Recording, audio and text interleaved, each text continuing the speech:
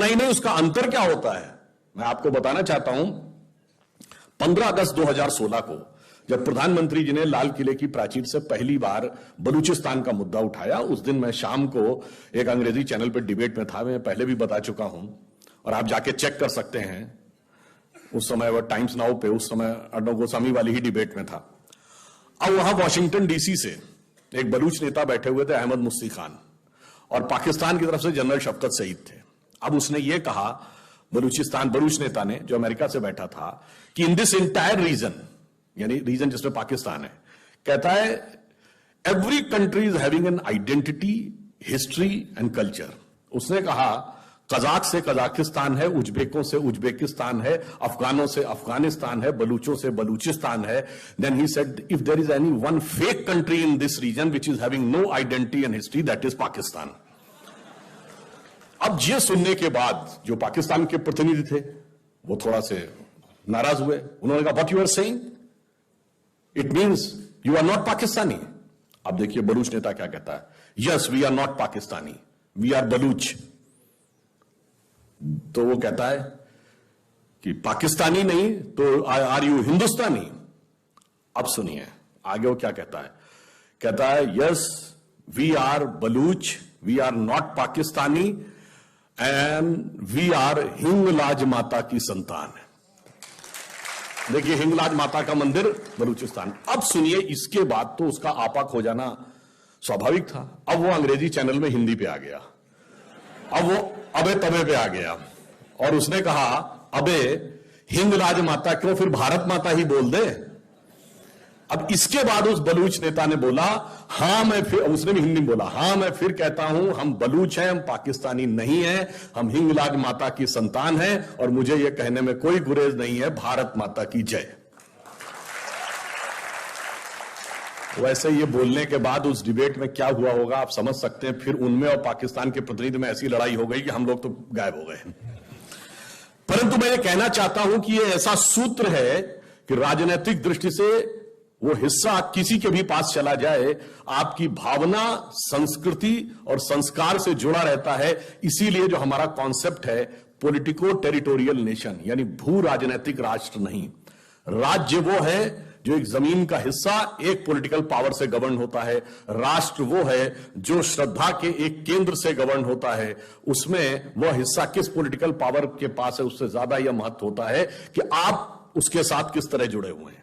आप देखिए हमारे राष्ट्रगान में पंजाब, सिंध, गुजरात, मराठा है कि नहीं?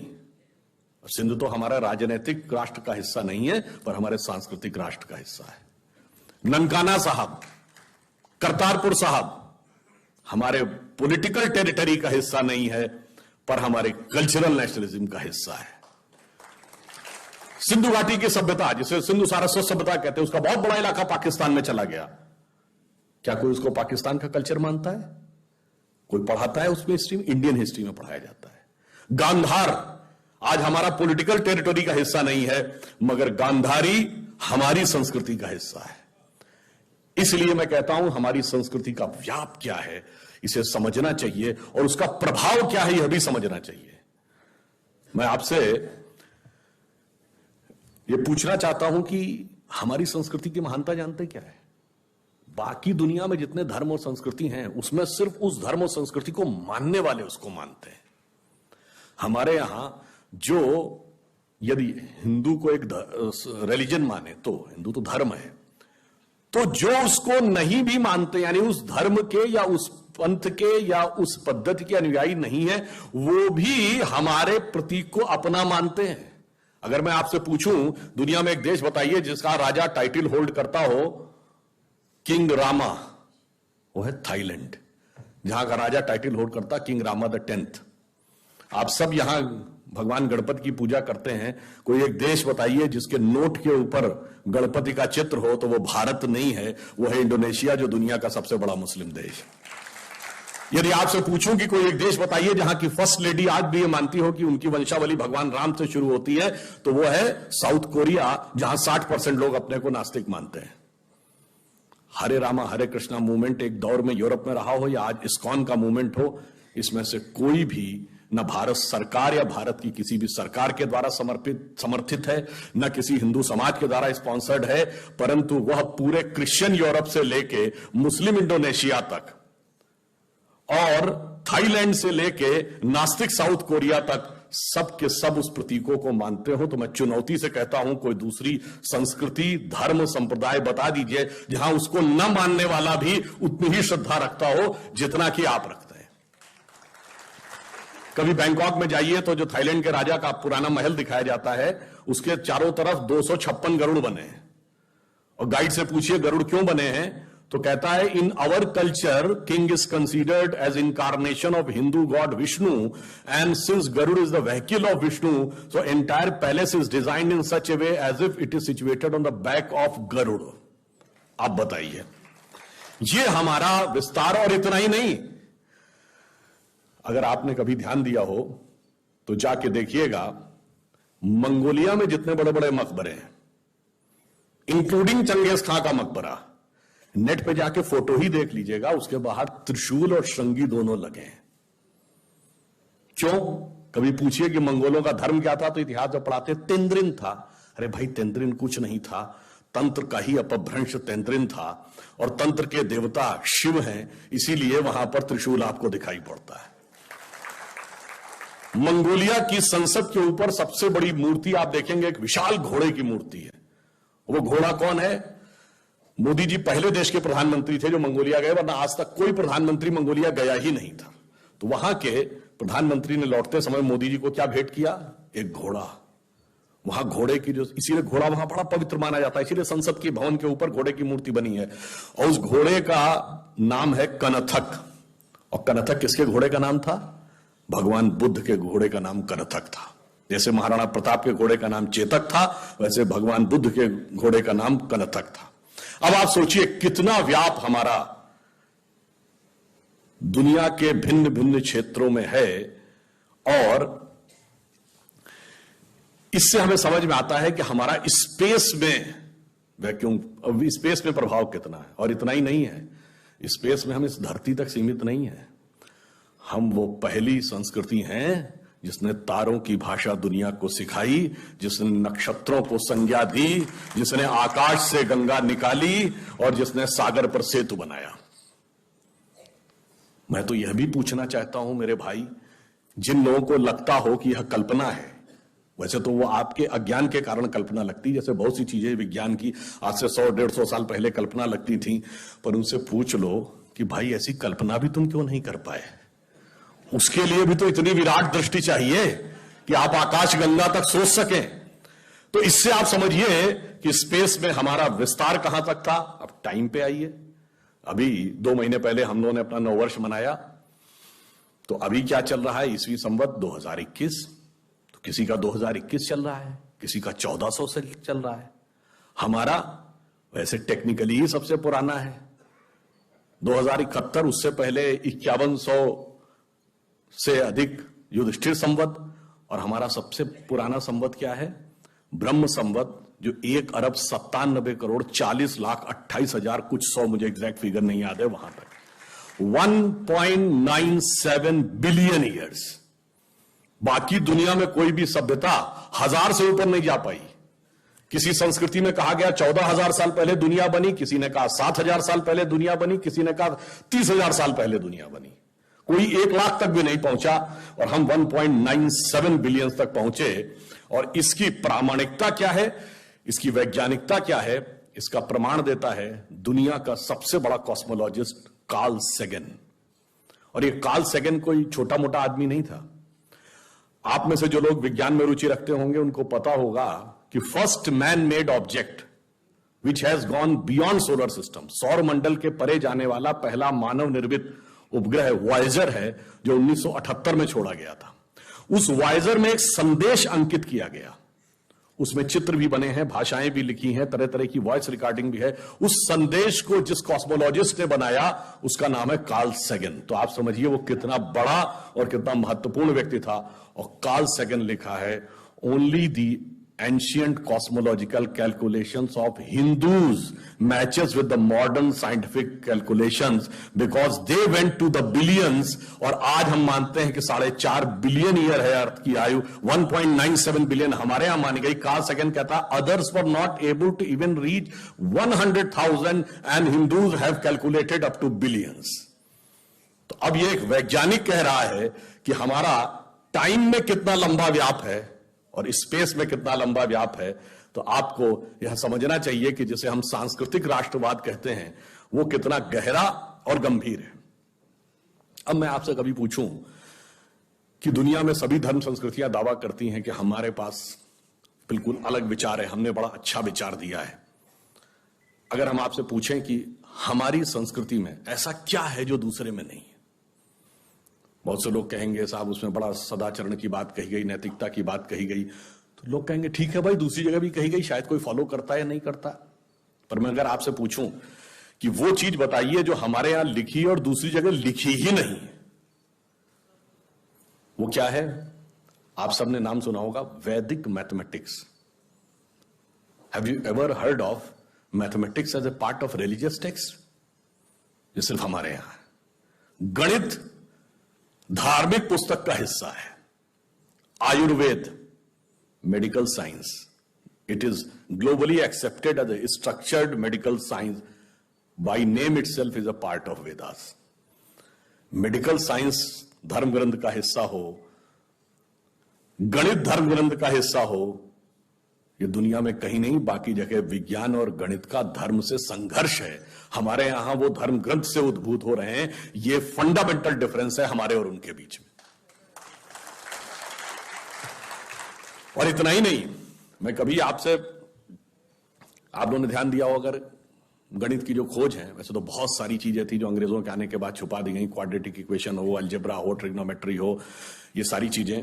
मगर एक ऐसी चीज है जो कमोबेश सभी लोग मानते हैं, चलो ये तो मान ही लेते हैं कि भारत ने दिया. वो क्या था? शून्य. अब कहा जाता शून्य किसने दिया? आर्यभट्ट ने खोजा. अरे भाई आर्यभट्ट ने खोजा नहीं, आर्यभट्ट की किताब में पहली बार तुमको लिखा हुआ मिला. अगर आर्यभट्ट ने शून्य खोजा तो बौद्ध मत में शून्यवाद का सिद्धांत कहां से आया? वो तो आर्यभट्ट से पहले के थे. और ये बताइए कौरवों की 18 अक्षौणी सेना से लेके भगवान राम की जन्म कुंडली बन रही थी, वो बगैर शून्य के बन रही थी. वास्तविकता यह है कि शून्य वेदों से निकला और वो इस बात को स्वीकार करने को तैयार नहीं होते थे कि धर्म ग्रंथ से निकलता है. इसलिए उनको छटपटाहट थी, इसलिए वो कहने का प्रयास करते हैं किसी और ने निकाला था. और समस्या क्या है?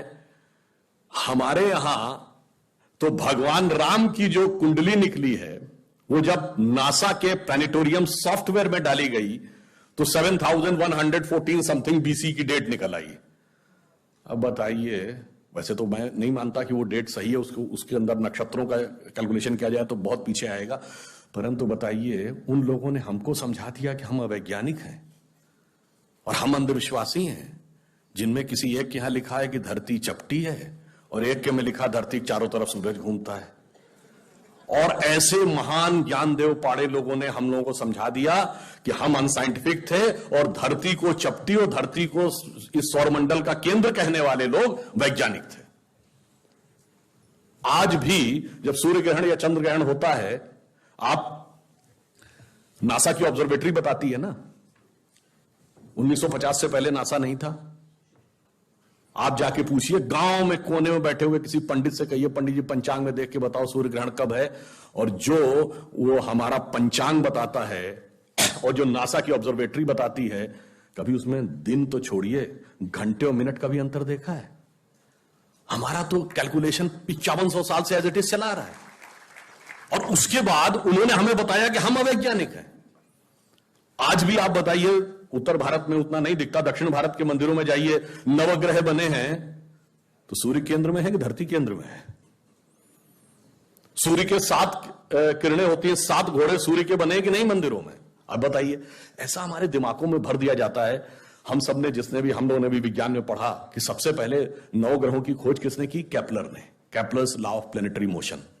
हम सब ने, जिसने फिजिक्स पढ़ी होगी 10वीं 11वीं 12वीं में, कभी न कभी Kepler's law of planetary motion पढ़े होंगे कि केपलर ने सबसे पहले बताया कि 9 ग्रह होते हैं. अब ये बताइए, इधर जब हम पूजा करते हैं तो पंडित जी हाथ में जल ले क्या बोलते हैं? ब्रह्मा मुरारी त्रिपुरांतकारी भानु शशि भूमि सुतो बुधश्च और गुरुश्च शुक्र शनि राहु केतु सर्वे ग्रह शांति करो भमंतु। अब ये 9 ग्रहों के नाम केपलर बताए थे कि पंडित जी बताए हैं, और हजारों साल से बता रहे हैं। और उसमें मजे की बात यह है कि मंगल के लिए भूमि सुत यानी भूमि का बेटा, धरती का बेटा शब्द है। या अब जाके साइंस ने यह कन्फर्म किया है कुछ समय पहले कि एक थ्योरी है कि कभी एक जमाने में बहुत बड़ा एस्टेरॉयड टकराया था कि धरती से, और धरती का एक टुकड़ा अलग हो गया था, वही टुकड़ा बाद में मंगल बन गया। और भूमि सुत हमारे यहां लिखा हुआ, मंगल के पर्यायवाची में भूमि नंदन भूमि सुत जैसे शब्द हैं। अब आप देखिए क्या वैज्ञानिकता है और कैसे उसको इसमें सम्मिलित किया गया। मैंने क्यों बताया? हमारे यहां विज्ञान और धर्म इस कदर एक मत है कि ये उनकी बुद्धि परप्लेक्स हो जाती है कि कैसे हो सकता है। अब मैं शून्य पे आता हूं। हमने शून्य खोजा, मगर महत्वपूर्ण बात है हमने शून्य क्यों खोजा? हम शून्य खोजने में सफल क्यों हुए और वो क्यों नहीं सफल हो पाए? बड़ी बड़ी दुनिया की civilisation, Chinese civilisation, Mesopotamian, Babylonian, Egypt की सिविलाइजेशन, ग्रीस की civilisation, Roman empire, Turkish empire, Inca, Maya, Aztec, कोई जरूर नहीं खोज पाया। उसका कारण यह है कि जो भी विज्ञान के विद्यार्थी हैं वो शून्य का महत्व समझते हैं। किसी संख्या को आप जितने से डिवाइड करते हैं, x डिवाइडेड बाई n, जो उसका रिजल्टेंट होता है, जैसे आप n की वैल्यू कम करते चले जाते हैं रिजल्टेंट बढ़ता जाता है। यानी किसी संख्या को x बटे 20 से x बटे 10 का मान ज्यादा होगा, x बटे 5 उससे ज्यादा होगा, x बटे 4, 3, 2, और जब x डिवाइडेड बाई 1 होगा तो क्या होगा? x हो जाएगा। इसका मीनिंग जानते क्या है? अब मैं आपको बताता हूं ये किस ढंग से हमारे व्यवहारिक जीवन और चेतना का हिस्सा था। आप लोग कभी ये सोचिए कि आपको जीवन में क्या अच्छा लगता है और अच्छा लगना क्या है। मैं बिल्कुल साइंटिफिक एक्सप्लेनेशन की बात कर रहा हूं। Happiness is considered to be an energized state of mind. जब आप खुश होते हैं तो आप ऊर्जा महसूस करते हैं अपने मन में, मस्तिष्क में। अब आपने माना मुझे अमुक गाड़ी से घूमना अच्छा लगता है, अमुक कपड़ा पहनना अच्छा लगता है, अमुक चीज खाना अच्छा लगता है, फला मोबाइल मिल जाए अच्छा, फला जगह घूमने को मिल जाए, से 20 थिंग्स। तो your energize state of mind is associated with 20 things. वो इंटेंगल्ड हो गई है 20 जगह। अब आप अपने मन में सुख के लिए उन 20 वस्तुओं पे आश्रित हैं, तो x डिवाइडेड बाई 20 है। अब मान लीजिए आपने आत्म संयम किया और 5 चीजों से अपना मन हटा लिया, तो x डिवाइडेड बाई 15 हो गया। नेट रिजल्टेंट बढ़ गया। क्यों? वो ऊर्जा जो उन 5 पदार्थों के साथ संलिप्त थी वो आपने बचा ली, तो वो आपके अंदर रह गई। तो by law of conservation of energy आपका एनर्जी लेवल बढ़ गया। जब आप x बाई 10 पे आ गए एनर्जी लेवल और बढ़ गया, और संयम किया 5 चीजों पे आ गए एनर्जी लेवल और बढ़ गया। अब इसके आगे की यात्रा जो 5 चीजें हैं उसके आगे की यात्रा x बाई 5 के ऊपर की यात्रा थोड़ी कठिन चुनौतीपूर्ण है। ये सिर्फ सन्यासी कर पाते हैं। 5 चीजें क्या हैं? भोजन, वस्त्र, आवास, श्वास और ईगो, अस्तित्व। तो सबसे पहले क्या छोड़ते हैं? आवास। कहते हैं ना कि करतल भिक्षा तरतल वास। अब सन्यासी का कोई घर नहीं होता, तो x बाई 4 हो गया। Independent of house, no need. फिर क्या आता है? वस्त्र छोड़ते हैं, नागा साधु या दिगंबर जैन। अब चेतना उस अवस्था तक पहुंच गई जहां दिशा ही आपको अपना वस्त्र नजर आने लगती है। x बाई 3 हो गया। अब भोजन। अब कॉन्शियसनेस उस लेवल पे पहुंचती है जहां पर उसको ऊर्जा लेने के लिए पदार्थ की जरूरत नहीं है। वो सीधे कॉस्मिक एंगल से एनर्जी ले सकती है। जैसे आपने सुना होगा बहुत से ऐसे महात्मा होते हैं महीनों महीनों तक नहीं खाते हैं। वो एक स्टेज आती है जब आप उस अवस्था में पहुंच जाते हैं कि आप सीधे कॉस्मिक एनर्जी को ग्रहण करने की स्थिति में आ जाते हैं। आपको मटेरियल एनर्जी की जरूरत नहीं। तो x बाई 2 हो गया। अब है श्वास एंड योर एग्जिस्टेंस। जब तक मेरी सांस चल रही है तब तक मैं हूं, पर जिस क्षण आप श्वास को भी नियंत्रण करने की क्षमता प्राप्त कर लेते हैं, your consciousness become independent of your breathing. मैं चाहूंगा तो मेरी सांस चलेगी, जब नहीं चाहूंगा तो सांस नहीं चलेगी, फिर चाहूंगा तो सांस चलने लगेगी। यह अवस्था होती है समाधि की अवस्था। तो आप x बाई 1, तो x by 1 is equal to x। अब आपने आत्म स्वरूप का साक्षात्कार कर लिया, परंतु एक चीज रह गई, मेरा एग्जिस्टेंस, मैं एक एंटिटी हूं, मैं एक व्यक्ति हूं, मैं एक पुरुष हूं, मेरा नाम है, वो तो है ना। जिस क्षण आप अपने कॉन्शियसनेस को अपने एग्जिस्टेंस से इंडिपेंडेंट कर लेते हैं तो एन की वैल्यू क्या हो गई? 0। तो x divided by 0 is equal to infinity. तो अनंत की यात्रा शून्य से होकर जाती है और हम अनंत खोज रहे थे, इसलिए हम शून्य को खोजने में सफल हुए। यह मूल कारण है कि हम भारतीय शून्य को क्यों खोज पाए। और इसीलिए, और यह बात हमारी संस्कृति में ऐसी रची बसी है कि हमें कभी ध्यान ही नहीं आता कि इसका कोई साइंस और मैथ से संबंध है। एक दोहा है बड़ा प्रसिद्ध कि भाई जब आप शून्य में उतर जाते हैं तो आपको बाहर की कोई ध्वनि सुनाई नहीं पड़ती। तो कहते हैं ना कि हृदय का एक अनहद नाद सुनाई पड़ता है। अनहद वर्ड आप लोगों ने सुना होगा, अनहद नाद जो हृदय में होता है। तो हमारे यहां क्या कहा गया, जीवन का लक्ष्य क्या है कि जात हमारी ब्रह्म है और माता पिता है राम, घर अपनो है शून्य में अनहद में विश्राम। लक्ष्य जीवन का यह था, अनंत तक पहुंचना था, वह मार्ग शून्य से होकर जाता है। यह हमने दुनिया को बताया, यह ज्यादा बड़ी बात है। कैलकुलेशन तो कंप्यूटर भी करके दिखा देगा, मगर शून्य का रास्ता सिर्फ भारत, अनंत का रास्ता शून्य के माध्यम से सिर्फ भारतीय वांग्मय दिखाएगा। अब मैं दूसरी बात कहना चाहता हूं, जो मैंने आपसे कहा कि हमारे किस ढंग से चीजें एक दूसरे में गुथी हुई रहती हैं, हमें समझ में नहीं आता। जैसे आजकल काशी विश्वनाथ का विषय बहुत चल रहा है, तो बहुत से लेफ्ट लिबरल एक्टिविस्ट कहते हैं क्या जरूरत है इसमें, इससे क्या लाभ होने वाला था, काशी में कॉरिडोर बनवा दिया प्रधानमंत्री जी ने, अब आप इसके ऊपर संघर्ष कर रहे हैं, क्या फायदा। तो फिर मैं कहता हूं, जब आप काशी विश्वनाथ में अपना सर श्रद्धा से झुकाते हैं तो अमरनाथ, रामेश्वरम, सोमनाथ, मल्लिकार्जुन से तो आपका श्रद्धा जुड़ता ही है, पशुपतिनाथ काठमांडू से भी जुड़ता है और पाकिस्तान के कटासराज से भी जुड़ता। और इतना ही नहीं, विश्व की सबसे बड़ी साइंटिफिक खोज 21वीं सदी की जो यूरोप की सन लेबोरेटरी में हुई है, जो हिग्स बोसॉन है, जिसे नॉर्मल भाषा में गॉड पार्टिकल कहते हैं, उसकी लॉबी में जाइए तो तांडव करते हुए शिव की मूर्ति लगी है, नटराज की वह मूर्ति जो तंजावुर में प्राप्त हुई थी। और उसके नीचे ऑस्ट्रियन साइंटिस्ट फिट्जे कैपरा का कोट लिखा हुआ है, जिसने बड़ी फेमस किताब लिखी थी द ताओ ऑफ फिजिक्स। अगर आप लोगों ने वो सुना, इस किताब का नाम सुना हो, उसमें वो कहता है क्यों लगी है वहां पे भगवान शिव की मूर्ति। उसने कहा because the परपीचुअल creation and destruction of universe is like the cosmic dance of Shiva. और वो ऐसे ही नहीं है। देखिए, मैं यह बताना चाहता हूं कि हमारे यहां वो चीजें कैसे जुड़ी। उसने कहा कॉस्मिक डांस ऑफ शिवा, तो क्रिएशन और डिस्ट्रक्शन के देवता शिव ही क्यों माने गए।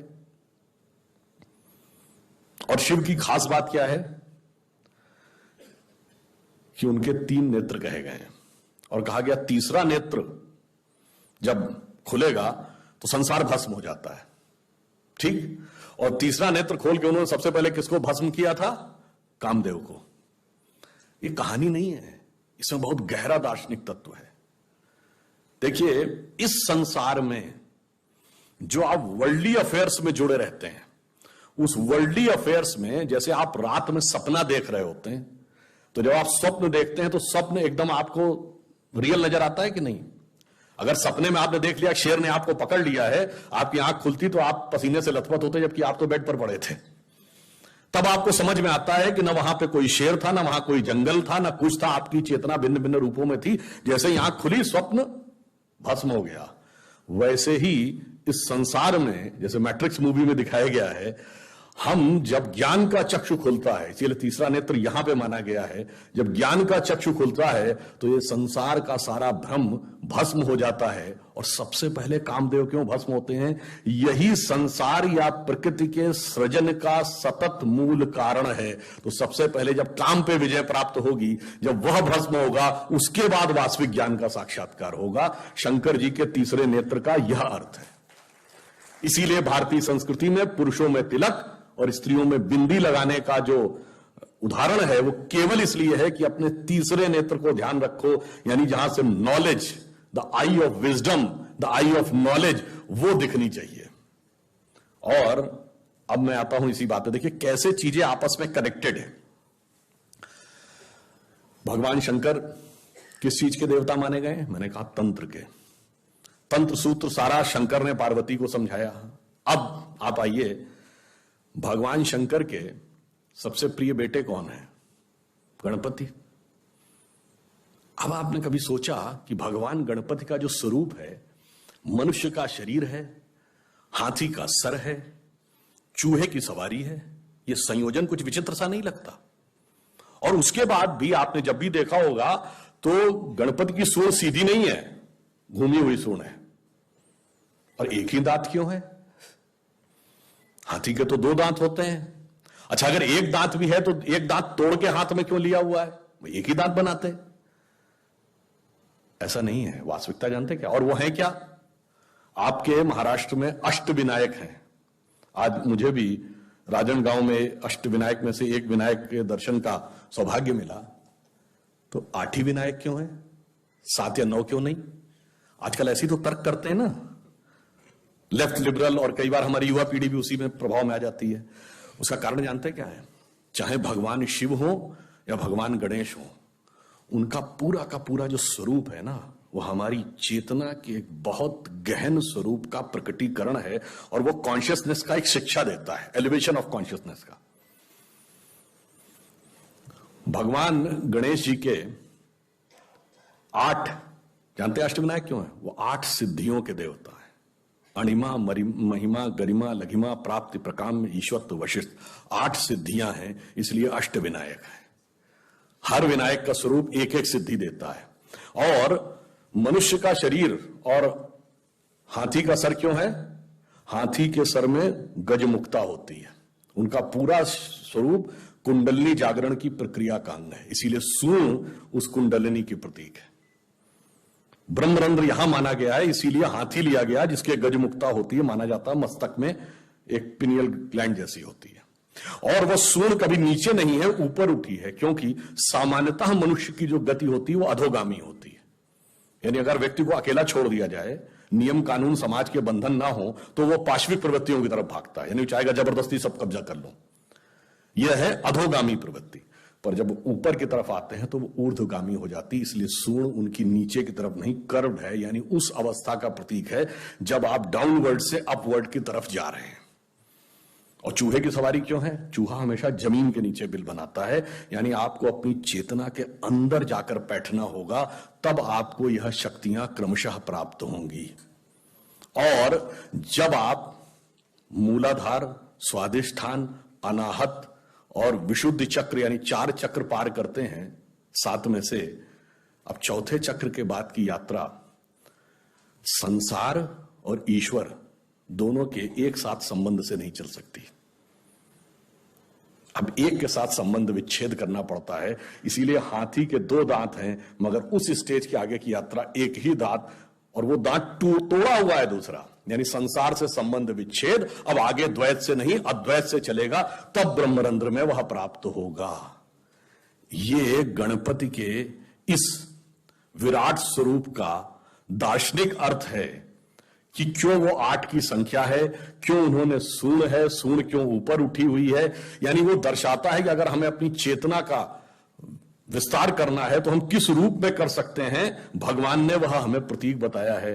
अब बताइए, जब 1854 में न्यूयॉर्क हेराल्ड ट्रिब्यून में कार्ल मार्क्स लिखते थे कि the destruction of Indian society is painful but pleasurable also, उन्होंने लिखा था हिंदू जाति चाहे कितनी समृद्ध क्यों ना हो, पर जो नंदी, बैल, बंदर, हनुमान या इनको पूजती है वो इसी लायक थी कि उसके ऊपर हुकूमत की जाए। कोई एलिफेंट गॉड कहता है, कोई मंकी गॉड कहता है। मेरे भाई, वो एलिफेंट गॉड नहीं है, उसके समझने लायक जितनी बड़ी बुद्धि चाहिए वो तुम्हारे पास नहीं है, इसलिए तुम नहीं समझ पा रहे हो कि उस एलिफेंट गॉड का मतलब क्या है। तो हम मूर्ख नहीं थे। कौन मूर्ख था? मार्क्स के पास वो क्षमता नहीं थी कि वो हनुमान जी का अर्थ समझ सकें, शिव जी का अर्थ समझ सकें और गणपति का अर्थ समझ सकें। ये मैंने इसलिए आपको बताया कि ये चीजें किस ढंग से आपस में इंटरकनेक्टेड हैं, कि आपको किसी भी चीज में आगे बढ़ना है तो कहां पे साइंस है और कहां पे संस्कृति है, कहां पे धर्म है, इस बात का कहीं पर हमारे यहां जिसे कहते नहीं है कि इंटरडिसिप्लिनरी ट्रांजिशन, जब आप एडवांस स्टेज पे चले आते। अमेरिका में क्या होता है, कि आप इंजीनियरिंग में करने के बाद भी मेडिकल में पीएचडी कर सकते हैं। जब आप एक हाईएस्ट नॉलेज के लेवल पे चले जाते हैं तो अब इंटरमीडिएटरी ट्रांजिशन पॉसिबल होता है, वो वहां पर हमारे यहां दिखाई पड़ता है। अब मैं आपको ये बताना चाहता हूं कि ये मैंने सिर्फ एक उदाहरण इसलिए बताया कि कभी कभी हमारे मन में या कई बार मन में संशय रहता, हमें समझ नहीं आता। अभी देखिए मधुराष्टक बोला जा रहा था, तो आपने कभी सोचा कि हम राधा कृष्ण क्यों कहते हैं? ये सारी चीजें एक ही चीज की प्रतीक बता रही हैं, जो मैंने आपको बताया, शून्य की खोज की। भगवान कृष्ण किसके प्रतीक हैं? कृष्ण का अर्थ क्या होता है? काला। जब आप ध्यान लगाते हैं आपकी आंखों के सामने क्या होता है? काला। तो जब आप गहराई से उसमें उतरते हैं तब आप चेतना की किस अवस्था में पहुंचते हैं? आपकी जो प्रवृत्ति है वो डाउनवर्ड है। आप कभी ध्यान लगाइए तो आपकी प्रवृत्ति हमेशा किसी नेगेटिव चीज की ओर भागेगी या वर्ल्डली चीज की ओर भागेगी। जब आपके मन की धारा जो अधोगामी है, जब आप उसे नियंत्रण करके ऊर्ध्वगामी कर लेंगे, रिवर्स कर लेंगे, तो धारा का रिवर्स क्या है? बस यही राधा कृष्ण का संयोग है। और इसीलिए कई बार आपसे लोग व्यर्थ के प्रश्न पूछते होंगे कि ये 10,000 गोपियां क्यों थी भगवान कृष्ण के? उनसे कहिए 10,000 नहीं थी, 16,108 थी, क्योंकि 16,108 वेद में ऋचाओं की संख्या है।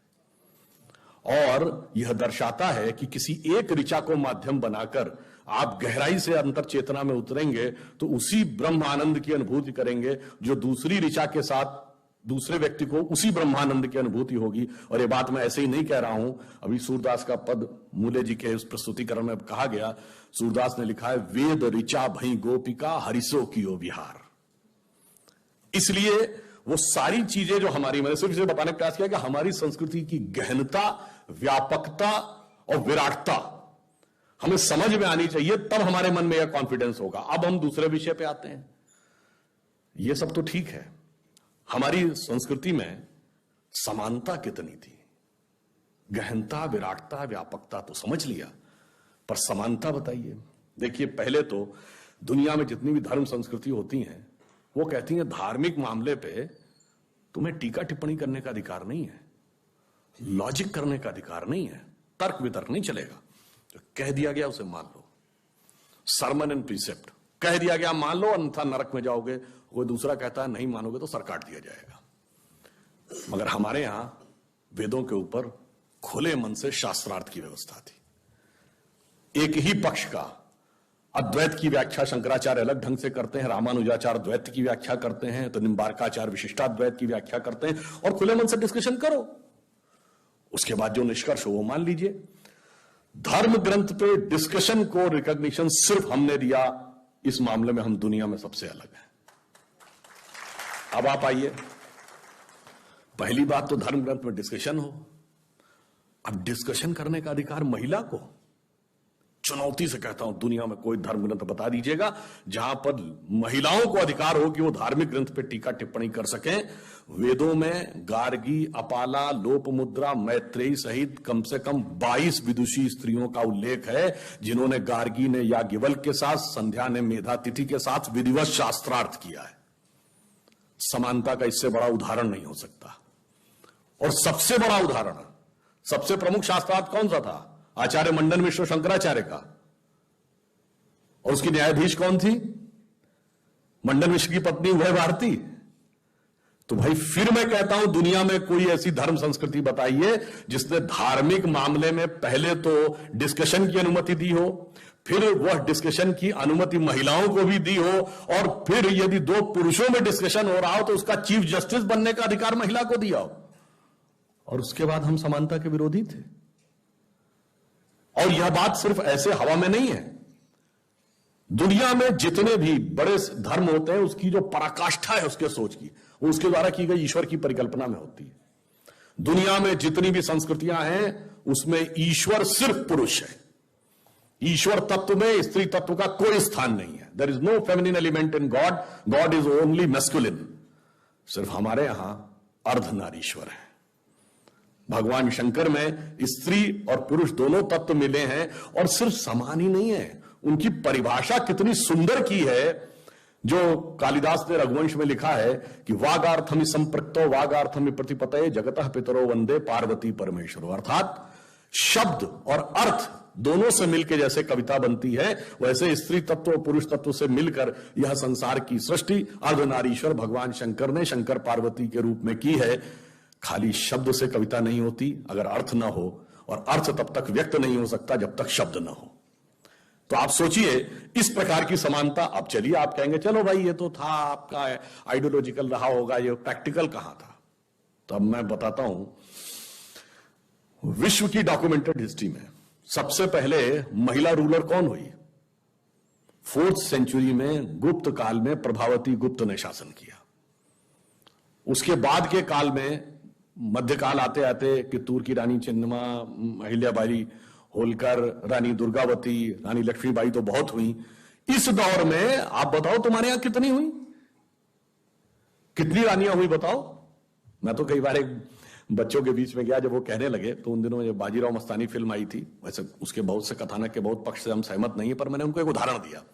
मैंने कहा फिल्म देखे हो? कहते हाँ सब देखे। मैंने कहा बताओ बाजीराव अपनी मां को ओवर रूल नहीं कर पा रहे थे? तो देख रहे थे ना फिल्म में कि कितना सब कुछ होने के बाद भी उनकी मां उन पे भारी पड़ रही थी, उसके बाद तुम कहते हो कि पावर नहीं थी। तो मैंने कहा जो फैक्ट है उसको देखिए, और ये वो दौर है जब यूरोप में विचक्राफ्ट एक्ट था। विचक्राफ्ट एक्ट समझते हैं? किसी भी महिला को चुड़ैल घोषित करके जला दिया जाता था। और विचक्राफ्ट एक्ट जानते हैं ब्रिटेन में कब तक रहा? 1952 तक। एक मुकदमा 1952 में दर्ज हो गया। अब ये बताइए हमारे यहां तो 1947 से सबको बराबर वोट का अधिकार मिल गया। 1920 और 21 में मैडम भीका जी कामा वगैरह, एनी बेसेंट कांग्रेस की अध्यक्ष रह ली। अमेरिका जो इतना ज्ञान देता, वहां महिलाओं को वोटिंग का अधिकार कब मिला? 1919 में।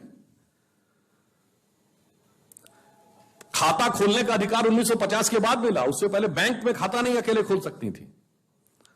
और यूरोप में तो कुछ देश ऐसे थे, स्विट्जरलैंड के कुछ कैंटन्स में महिलाओं को वोट देने का अधिकार 1990 में मिला है। और आज भी अभी मोदी जी की सरकार ने व्यवस्था समाप्त की जिसे मेहरम की परंपरा कहते थे, यानी अगर 4 महिलाएं भी चाहें तो वह अकेले हज पर नहीं जा सकती थी जब तक कोई पुरुष साथ में न जाए, उसको मेहरम कहते थे। अब हमारी सरकार ने व्यवस्था समाप्त की कि अगर मां बेटी जाना चाहें या 4 महिलाएं या 10 महिलाएं मिलकर जाना चाहें तो वो जा सकते हैं। अब आप बताइए, मैंने अनादिकाल से लेके आज तक का उदाहरण बता दिया बराबरी का, और उसके बाद हमें समझाया जाता था कि हम साहब बराबरी की बात नहीं करते थे। अब दूसरा आप आइए, कहा जाता है कि साहब इंडिया में कास्ट सिस्टम हिंदू समाज में बहुत प्रभावी था। तो पहली बात तो मैं आप लोगों से पूछना चाहूंगा, आपको पता है कास्ट वर्ड किस भाषा का है? ये अंग्रेजी का शब्द नहीं है, ये पुर्तगीज भाषा का शब्द है। और जब ये कहा जाता है कि हिंदू समाज में इतनी जातियां हैं, जो आखिरी जातिगत सेंसस हुई 1931 में हुई, जिसमें 4114 जातियों का उल्लेख है, मैं चुनौती के साथ पूछता हूं कोई हिंदू धर्मग्रंथ बता दो जिसमें 4000 जातियां लिखी हों। बताओ भाई कहां लिखी हैं? और जो तुमने हायरार्की डिसाइड कर दी, ये किस धर्म ग्रंथ में लिखा है कि लोहार ऊंचे कि सुनार ऊंचे, कि माली ऊंचे कि तेली ऊंचे? ये कहां लिखा है? कहीं नहीं लिखा है। यह लिखा है British census commissioner Herbert Risley द्वारा कराए गए ब्रिटिश सेंसस में। अगर 4000 जातियां थी तो अल्फाबेटिकल ऑर्डर में नाम लिखा होना चाहिए था, लॉजिक यह कहता था। मगर आपने 4000 का स्ट्रेटिफिकेशन कर दिया, और ये सब फंक्शनल ग्रुप है। मजे की बात यह है, सुनार, लोहार, बढ़ई, कुम्हार, ये तो फंक्शनल ग्रुप्स हैं। इनको जाति बना दिया, और जानते किस आधार पे ऊपर नीचे किया है? वो आधार जो दुनिया में पूरी तरीके से नकारा जा चुका है। क्या? जिनकी आंख ऐसी हो तो वो ऊंचे हैं, जिनके नाक ऐसी हो तो वो ऊंचे हैं, जिनकी ठोड़ी ऐसी हो, कंधा ऐसा हो, रंग। ये बात जिस पे डार्विन ने किया था आज पूरी दुनिया में पूरी तरीके से नकारी जा चुकी है। परंतु हमारे यहां वो 125 साल पहले किए गए उस क्लासिफिकेशन को सत्य मानकर संघर्ष आज तक चल रहा है। अब आप देखिए, हिंदू धर्म के 2 सबसे बड़े महाकाव्य, एक बार हमसे एक जेएनयू के प्रोफेसर टीवी डिबेट में कहने लगे कि भाई कोई रावण की पूजा करना चाहता है तो आप उसे क्यों रोकते हैं? भाई ये Brahminical narrative and upper caste narrative Ram के साथ है और दलित नैरेटिव रावण के साथ है।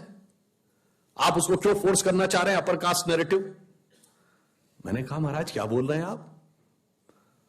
राम काव्य के रचयिता महर्षि वाल्मीकि थे और आज वाल्मीकि समाज किस कैटेगरी में माना जाता है? शेड्यूल कास्ट में। और हमने कहा रावण क्या था? ब्राह्मण। तो फैक्ट यह है कि ब्राह्मणिकल नैरेटिव रावण के साथ है और दलित नैरेटिव राम के साथ है, जो है उसका उल्टा समझाने की कोशिश कर रहे हैं। अब इसके बाद वो चुप हो गए। देखिए जो सत्य है और उसको कैसे पलटने का प्रयास किया जाता है। महर्षि वेदव्यास ने महाभारत लिखी। महर्षि वेदव्यास की माता मछुआरिन थी। यह समुदाय कुछ राज्यों में अति पिछड़े में है, कुछ राज्यों में 80 में है। वेद व्यास 18 पुराण उन्होंने लिखे। महर्षि वाल्मीकि जिन्होंने पूरी राम कथा लिखी, और उसके बाद यह कहा जाता है कि साहब हमारे यहां समानता नहीं थी। अच्छा चलिए, आपने कहा, ये जो बाएं हाथ से लिखे इतिहास वालों ने कहा, उनसे पूछो इसका प्रमाण कहां है? जब हमारे यहां लिखा होता है तो कहते नहीं ये आप क्या लिखा, विदेशी ने क्या लिखा बताइए। अच्छा चलिए, विदेशी में सबसे पुराना सबसे ऑथेंटिक उदाहरण आता है मेगास्थनीज ने इंडिका, जो चंद्रगुप्त मौर्य के समय में आया था, उसने किताब लिखी इंडिका। इंडिका आज अवेलेबल नहीं, उसके रेफरेंसेस तमाम बुक्स में अवेलेबल है। तो ये प्रूवन एक बुक थी और उसके एक्सर्ट्स अवेलेबल है। उसने भारतीय समाज की जाति व्यवस्था के बारे में लिखा है कि भारतीय समाज में 7 प्रकार की जातियां हैं, वो लिखता है। और कहा सबसे महत्वपूर्ण बात यह है कि यहां यूनान के समाज के समान किसी प्रकार का भेदभाव नहीं है, समाज का कोई ऐसा वर्ग नहीं है जिसका शोषण किया जाता हो। यह कौन लिख रहा है? ग्रीक ट्रेवलर मेगास्थनीज, चंद्रगुप्त मौर्य के समय 2300-2400 साल पहले। उसका लिखा ऑथेंटिक नहीं मानेंगे। जब हमारे अच्छा तो फॉरेन का बताओ, फॉरेन में सही है तो यहां का बताओ। अब उनसे ये पूछिए, जैसे एक बार हम टीवी डिबेट में थे, एक मनुस्मृति के ऊपर भिड़ गए हमसे, तो मैंने कहा भाई पढ़े हो मनुस्मृति, बताओ। अच्छा हमने कहा मनुस्मृति के 4 श्लोक बता दो। नहीं बोलते, अच्छा 2 बता दो। हमने कहा अच्छा 1 बता दो। तो एक क्या बोले, यत्र नार्यास्तु पूज्यन्ते रमन्ते तत्र देवता। हमने कहा ले दे कि आपको एक याद आया, उसमें हकीकत यह है। अब मैं ये भी बताना चाहता हूं, किसी से भी पूछिए मनुस्मृति 1870 से पहले की छपी दिखा दो भाई। बाकी सबकी प्रतियां पुरानी अवेलेबल हैं। वेदों की लिखित प्रतिलिपि जो ओल्डेस्ट अवेलेबल है, जो ब्रिटिश म्यूजियम में रखी, वो 1200 ईसा पूर्व की है। रामचरितमानस भी 400-500 साल पुरानी लिखी हुई है। ये 1870 से पहले की क्यों नहीं है भाई? और जो तुमने छपवाई है वही ऑथेंटिक है। मतलब जो अंग्रेज ने छपवाई है वही ऑथेंटिक है, और उसी को लेकर सारा वाद विवाद है। और वो वाद विवाद में भी किस प्रकार का, देखिए, षड्यंत्र और छल है। जैसे ये कहने का प्रयास किया जाता है कि जैसे कोई हमारे सनातन मत और बौद्ध मत में कोई अंतर है। कहते हैं ना मनुवाद और बौद्ध मत। अरे मैंने कहा कभी भाई देख लो, जब पूजा होती है देख लो, एक ही लाइन में दोनों आते हैं। जब पूजा होती है तो कहते हैं स्थान देवताभ्यो नमः, कुल देवताभ्यो नमः। फिर जब टाइम का बताना शुरू करते हैं, जैसे मैंने बताया ना ब्रह्मा जी के समय से, तो जब पूजा में क्या बोला जाता? श्वेत वाराह कल्पे वैवस्वत मनवंतरे। मनु आ गए वैवस्वत मनु के समय में। वैवस्वत मनवंतरे कलयुगे प्रथम चरणे बुद्धावतारे। फिर कहता अमुक नाम संवत्सर, अमुक नाम तिथि, अमुक नाम नक्षत्र। एक ही लाइन में मनु और बुद्ध दोनों का नाम हर पूजा में लिया जा रहा। उसके बाद कहते जी हम अलग हैं। और मैं फिर कहना चाहता हूं, एक जगह लिखा दिखा दे यहां भगवान बुद्ध ने कहा मैं नया धर्म चला रहा हूं। भगवान बुद्ध ने जब पहला उपदेश दिया सारनाथ में, जिसको धम्म चक्र प्रवर्तन किया, उसके बाद क्या बोला? एसो धम्मो सनातनो। यही सनातन धर्म है। यानी उन्होंने एक नई व्याख्या की, और वो भी काशी के पास जाके की। मगर बाद में अंग्रेजों के लिखे इतिहास में उसको खूब घाल मेल करके जितना टकराहट क्रिएट की जा सकती थी। सम्राट अशोक के विषय में कहते हैं, बल्कि कल भी मैंने इस पे टीवी में बोला था कि सम्राट अशोक के 180 से अधिक शिलालेख उपलब्ध हैं, अफगानिस्तान से लेकर बर्मा और नीचे कर्नाटक तक। कहीं पे उसने ये लिखा हो सिर्फ कि केवल बौद्धों का सम्मान करो, कहीं नहीं लिखा है। उसने लिखा भिक्षुओं का, श्रमणों का, ब्राह्मणों का सम्मान करो। अरे भाई अशोक ने कहां लिखा मैं बौद्ध हूं, ये बता दो। एक जगह लिखा दिखा दीजिए। कोई भेद ही नहीं था, सब सबको समान रूप से मानते थे। वेनसांग हर्षवर्धन के समय में आया, वेनसांग ने लिखा है कि हर्ष तो भगवान बुद्ध को इतना मानते थे वो बौद्ध है। और वे हर्षवर्धन के दरबार के कवि बाणभट्ट ने उन्हें शैव लिखा है। क्यों? इसलिए कि सभी के प्रति इतनी श्रद्धा थी कि बाहर वाले को लगता था कि ये तो इनको मानते तो इसी के प्रतीक होंगे। कारण क्या था कि भारतीय समाज में किसी प्रकार का भेदभाव नहीं था। इसीलिए आप देखिए हिंदू समाज में आप शंकर जी के मंदिर में चले जाइए या विष्णु जी के मंदिर में चले जाइए या देवी के मंदिर में चले जाइए, इट हार्डली मैटर्स।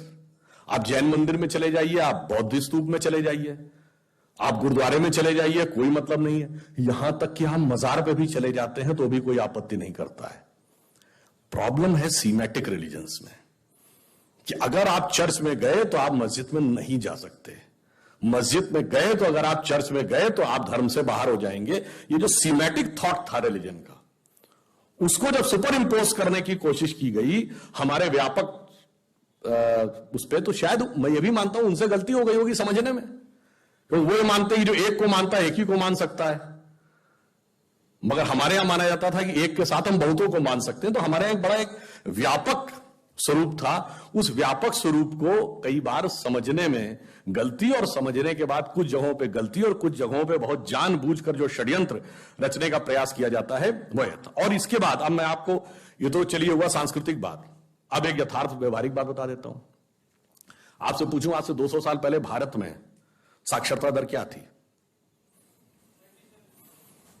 97% के आसपास। और ये किसका डाटा है? हमारा डाटा नहीं है। 1812 में ब्रिटिश हाउस ऑफ कॉमन्स में जो रिपोर्ट सबमिट की गई है, विलियम एडम्स की report Bengal presidency, Thomas Munro की रिपोर्ट मद्रास प्रेसिडेंसी और विटनर की रिपोर्ट पंजाब की, उसमें लिखा भारत के हर गांव में एक स्कूल है। हर गांव में एक स्कूल है। और स्कूल ऐसे नहीं लिखे गए कि कोई एक जैसे कहते हैं एक सैंपल सर्वे कर लिया गया। हर कलेक्टर को यह कहा गया कि आप पर्सनली एक एक गांव के स्कूल के छात्रों की संख्या को कैलकुलेट करके रिपोर्ट देंगे। तो रिपोर्ट इतनी डिटेल्ड है कि इस स्कूल में 13 छात्र हैं, उसमें 23 छात्र हैं, उसमें 32 छात्र हैं, इसमें 19 छात्र हैं। यहां तक कि मद्रास प्रेसिडेंसी में छात्रों का जातिवार ब्यौरा भी है कि किस जाति के कितने छात्र हैं, किस जाति के कितने शिक्षक हैं। विलियम एडम्स की रिपोर्ट में है सब जातियों के हैं, जिनको आज आप लोअर कास्ट कहते हैं उन सबके शिक्षक हैं। ये बाकायदा ब्रिटिश पार्लियामेंट को सबमिटेड डॉक्यूमेंट है 1812 में, जिसमें एक रिपोर्ट मैंने खुद देखी है। वो चेंगलपुट डिस्ट्रिक्ट के डिस्ट्रिक्ट मजिस्ट्रेट ने 3 अप्रैल 1823 को chairman board of revenue presidency of Madras को भेजी हुई है, जिसमें उसने लिखा कि मेरे तालुके में 561 गांव में 561 स्कूल हैं। और उसमें भी एक और बात है, जैसे मद्रास प्रेसिडेंसी की रिपोर्ट लिखी हुई है कि इंग्लैंड की आबादी उस समय लगभग 1 करोड़ थी और 1 करोड़ 26 लाख थी मद्रास प्रेसिडेंसी की आबादी, यानी जिसमें आज का लगभग पूरा दक्षिण भारत आता है। और वो लिखता है कि उसके बावजूद सन 1800 के आसपास मद्रास प्रेसिडेंसी में इंग्लैंड से 3 गुना स्कूल है। और वो कब है? जब हमारे यहां के गुरुकुलों को उन्होंने स्कूल में काउंट नहीं किया। इन्होंने कहा ये कुछ अलग टाइप के स्कूल हैं जहां पर कि एक ही टीचर के साथ 10-12 बच्चे लगातार रहते हैं, तो रिलीजियस टीचिंग पढ़ते हैं, उसको हम नहीं मानेंगे। जहां मैथ साइंस व्यवहारिक चीजें पढ़ाई जा रही उसको हम स्कूल मानेंगे। और अपने यहां क्या किया, संडे चर्च प्रेयर के बाद जो 2 घंटे का स्कूल लगता था वंस इन ए वीक, उसको भी स्कूल माना। तब हमारे उनसे 3 गुने ज्यादा थे। और ये बात ऐसे नहीं, ये सब ब्रिटिश आर्काइव्स लंदन में लिखा हुआ है।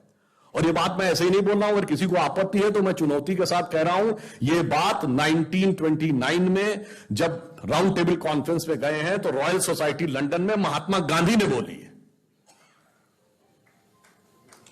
और उसके बाद वहां सर फिलिप हॉटॉक थे, वो भिड़ गए इस बात पे। महात्मा गांधी ने लिखा कि 100 साल पहले भारत की शिक्षा व्यवस्था बहुत अच्छी थी, it was a beautiful tree, जिसको कि अंग्रेजों ने कुरेद कर नष्ट कर दिया।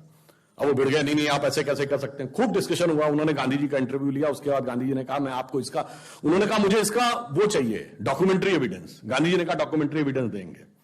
फिर जब वो यहां वर्धा जेल में थे, उनके बाद फिर लेटर आया, वो बीजे नहीं साहब हमें डॉक्यूमेंट्री एविडेंस चाहिए। तो उन्होंने कहा मैं जेल में हूं, मिस्टर केटी शाह इसका जवाब देंगे। केटी शाह बाद में कॉन्स्टिट्यूएंट असेंबली के मेंबर रहे। केटी शाह ने दोनों रिपोर्ट कोट करके दी। उसके बाद चौंक तो गए फिलिप हॉटॉक, मगर फिर भी वो मानने को तैयार नहीं थे। उसके बाद 1939 में कलकत्ता यूनिवर्सिटी ने ये पूरी की पूरी विलियम एडम्स और थॉमस मुनरो की रिपोर्ट दोबारा प्रकाशित की। उसके बाद फिलिप हॉटॉक ने चिट्ठियां देना बंद कर दिया। और स्वतंत्रता के बाद इसीलिए आपने नाम सुना होगा, प्रख्यात लेखक धर्मपाल थे। उन्होंने 7-8 साल जाके लंदन में रिसर्च करके सारे डॉक्यूमेंट निकाले जो भारत में नहीं थे, और गांधी जी का ही जवाब देने के लिए गांधीवादी ने किताब लिखी द ब्यूटीफुल ट्री। और अफसोस कि नेहरू के जमाने में नेहरू का विरोध करने के लिए वो जेल चले गए, और उसके बाद ये भारत के पाठ्यक्रम में होना चाहिए था। मगर फिर जो लेफ्टिस्टों का षड्यंत्र आया लेट 60s और अर्ली 70s में, ये सारी चीजें सिस्टमेटिक ढंग से गायब कर दी गई। और उसमें क्या षड्यंत्र था, आज वो सारे फैक्ट्स अवेलेबल हैं, आप लोग जाकर चेक कर सकते हैं। Mitrokhin's archive, KGB in the world part 2 पढ़ लीजिए, भारत के साथ क्या हो रहा था 60 के दशक के अंत या 70 के दशक में।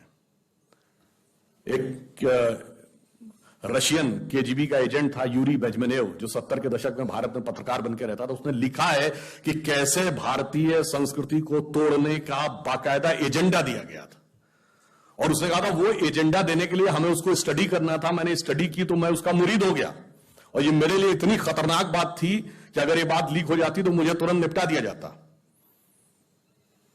और उसने ये लिखा है कि हमारा एक एजेंडा था, उसने वर्ड्स यूज किए हैं, first stage 15 to 20 years stage of demoralisation. पहले डिमोरलाइज करो सोसाइटी को, तुम्हारी हर चीज गलत, तुम्हारी संस्कृति गलत, तुम्हारा धर्म गलत, तुम्हारी व्यवस्था गलत, तुम्हारा विचार गलत। जब डिमोरलाइजेशन कंप्लीट हो जाए, the second stage stage of destabilisation. अब जगह जगह आंदोलन खड़े करो उन्हीं मुद्दों को लेके, जो थे ही नहीं उन मुद्दों को खड़ा कर दो आंदोलन में। और जब वो आंदोलन सक्सेसफुल होने लगे तो third stage is the stage of revolution. अब उनको हिंसक आंदोलनों का रूप देना शुरू कर दो। And fourth stage is stage of normalization, उसने कहा है। और फिर उसने कहा, अब तो सारी बातें हैं कि भारत का इंटेलेक्चुअल संस्थान, भारत का मीडिया में कैसे लोग थे, जुडिशरी में कैसे था, सरकार में कैसा था, कांग्रेस पार्टी के अंदर उनकी क्या क्या दखल थी। और इसीलिए मैंने बात पहले भी कई बार कही, 1970 के बाद से एक पिछले 50 साल की मूवी बताइएगा जिसमें भगवा वस्त्रधारी को पॉजिटिव रोल में दिखाया गया हो। भगवा वस्त्रधारी छोड़िए, कंठी माला पहने हुए व्यक्ति, धोती कुर्ता पहने व्यक्ति, टीका लगाए व्यक्ति पॉजिटिव रोल में दिखता हो। भाषाई आधार पर मैं कहता हूं, शुद्ध संस्कृतनिष्ठ हिंदी बोलने वाला कैरेक्टर या तो विलेन होगा या कॉमेडियन होगा।